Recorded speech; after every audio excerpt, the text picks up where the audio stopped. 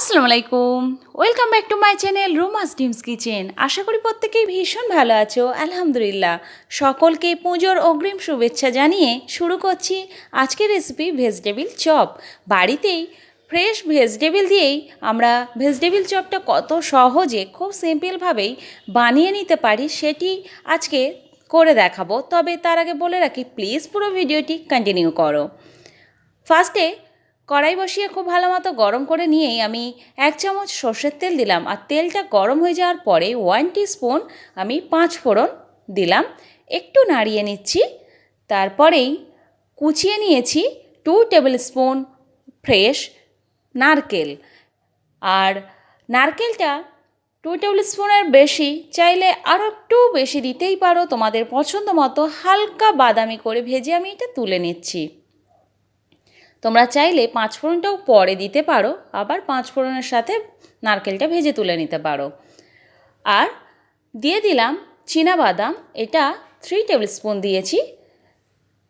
আমি যে পরিমাপে চপটা বানাবো সেই পরিমাপ মতো এই উপকরণগুলো দিয়ে নিচ্ছি, তোমরা পরিমাপ বাড়ালে কমিয়ে বাড়িয়ে নিতে পারো। আর কাঁচা লঙ্কা দিলাম স্বাদ মতো দেবে, 2টো মিডিয়াম সাইজের বিট, 2টো গাজর মিডিয়াম সাইজের দিয়ে খুব ভালোভাবে নাড়াচাড়া করে নিচ্ছি কিছুক্ষণ। আর নুন দিয়ে নিচ্ছি, যে যা স্বাদ মতোই নুনটা দিয়ে নেবে। আবারও একটু নাড়িয়ে নিচ্ছি। এবার ঢাকা দেব প্রায় 3 থেকে 4 মিনিটের জন্য। একটু ঢাকা দিয়ে দিলাম, তাতে করে অনেকটা সেদ্ধ হয়ে যাবে। তারই মাঝে ব্রেড ক্রাম্বসটা রেডি করার জন্য আমি এখানে ব্রিটানিয়ার একটা টোস্টের প্যাকেট নিয়েছি। এই টোস্টের প্যাকেট থেকে টোস্ট এইভাবে একটু ভেঙে জারের মধ্যে আমি দিয়ে নিলাম, আর ব্রেড ক্রাম্বস রেডি হয়ে গেল। দেখতেই পাচ্ছ, তোমরা এভাবেই বাড়িতে বানিয়ে নিতেই পারো, আর নয়তোবা বাইরের প্যাকেট নিতেই পারো। এবার ঢাকনা খুলে আরও একটু নাড়িয়ে দিচ্ছি, আর তারই মাঝে আমি ব্যাটারটাকে বানিয়ে নিচ্ছি। 1/3 কাপ ময়দা আর 1/3 কাপ কর্নফ্লাওয়ার দিয়ে নিয়ে এবার স্বাদ মতো নুন দিয়ে নিলাম। চামচ দিয়ে একটু নাড়িয়ে ভালো করে নুনটা মিক্স করার পরে এবার পানি দিচ্ছি। পানিটা একসাথে বেশি দেব না, অল্প অল্প করে দিয়ে মাখিয়ে নেব। খুব পাতলাও না, একেবারে ঘনও না, ঠিক এরকম কনসিস্টেন্সি হবে, সেই পর্যায়ে এসে ছেড়ে দেব এটা। এবার দেখে নেব বিট গাজরটা সেদ্ধ হয়েছে কিনা। একটু নাড়াচাড়া করে আমি দেখে নিচ্ছি বিট গাজরটা সেদ্ধ হয়েছে কিনা। অলমোস্ট সেদ্ধ হয়ে গেছে। এবার আমি সেদ্ধ করে রাখা আলুটা অ্যাড করলাম একটা, আর অর্ধেক সেদ্ধ করে রাখা আলুটা দিয়ে দিয়েছি। তোমরা চাইলে একটা দিতে পারো, আবার অর্ধেক আলুও দিতেই পারো। খুন্তি দিয়ে একটু কেটে নিচ্ছি, আর একটু ভালোভাবে নাড়াচাড়া করে নেব। এবার দিয়ে দেব মেন যে উপকরণ বা মশলা, সেটা অ্যাড করছি। এর মধ্যে আছে ধনিয়া, মৌরি, জিরে, শুকনো লঙ্কা, কালো মরিচ, জোয়ান, এলাচ। আর এটা হালকাভাবে তাওয়াতে একটু টেলে নিয়ে গুঁড়ো করে নিয়ে 1/2 টেবিল স্পুন আমি দিয়েছি। সব মশলাগুলো 1 টেবিল স্পুন করে নিয়ে কিন্তু আমি ভেজে গুঁড়ো করে নিয়েছি, আর 1/2 টেবিল স্পুন অ্যাড করেছি এখানে। আর এবার ম্যাশার দিয়ে খুব ভালোভাবে এটাকে ম্যাশ করে নিচ্ছি। তোমরা ম্যাশার না থাকলে গ্লাস দিয়ে বা হাত দিয়ে যেটাভাবে সুবিধা হয় তোমরা সেইভাবে ম্যাশ করে নিতেই পারো। ভেজে রাখা বাদাম আর নারকেলটা অ্যাড করে একটু নাড়াচাড়া করে ওভেন অফ করে হাত দিতে পারবো, সেই পর্যায়ে ঠান্ডা হওয়ার পরেই আমি হাত দিয়ে এইভাবে শেপ করে নিচ্ছি। তোমরা তোমাদের পছন্দ মতো শেপ দিয়ে নিও, গোল বা এইভাবে লম্বা করে শেপ দিতেই পারো। খুব ভালোভাবে এগুলোকে আমি গড়ে নিচ্ছি, তোমরাও এইভাবে গড়ে নিও। আর বলে রাখি, ভালো লাগলে অবশ্যই লাইক করো, লাইক না করে চলে যেও না।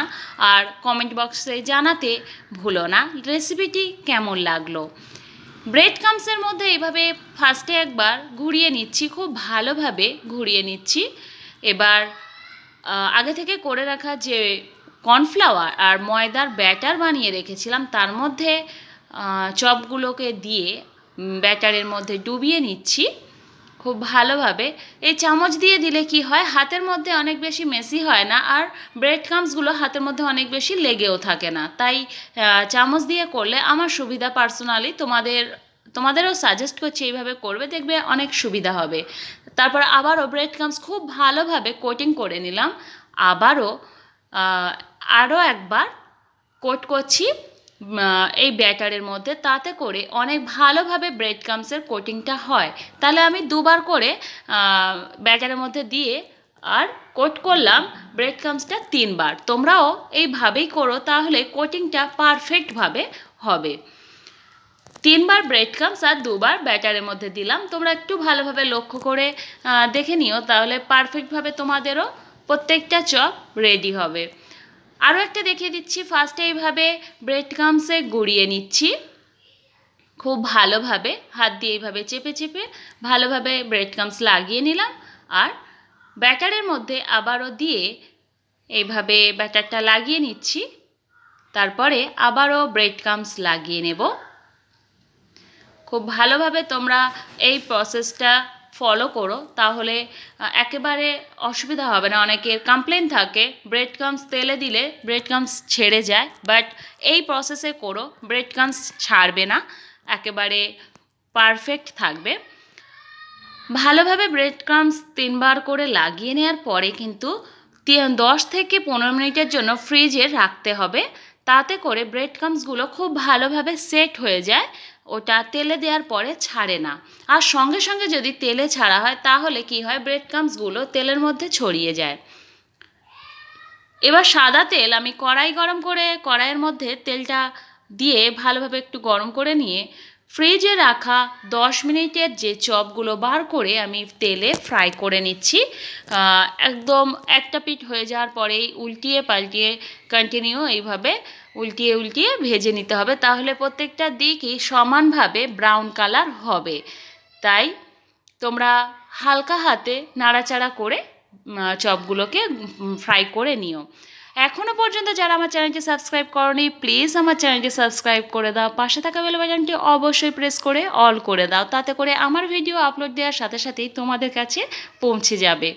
আর আবারও বলছি, ভালো লাগলে অবশ্যই লাইক, কমেন্ট আর শেয়ার করো, এটুকু আশা করতেই পারি। চপগুলো খুব ভালোভাবে রেডি হয়ে গেছে, ভাজা হয়ে গেছে, আমি তুলে নিচ্ছি। আমি টিস্যু পেপারের উপরে তুলেছিলাম এক্সট্রা অয়েলটা অ্যাবজর্ব করে নেওয়ার জন্য। তারপরে প্লেটে আমি অনিয়নের সাথে সার্ভ করছি। অনিয়নটাকে বলে দিই একটু নুন আর লেবুর রসের মধ্যে কিছুক্ষণ ডুবিয়ে রেখে তারপরে হাত দিয়ে নিকড়িয়ে ওটা তুলে নেবে, তাতে কোনো ঝাঁঝ থাকে না। আল্লাহ।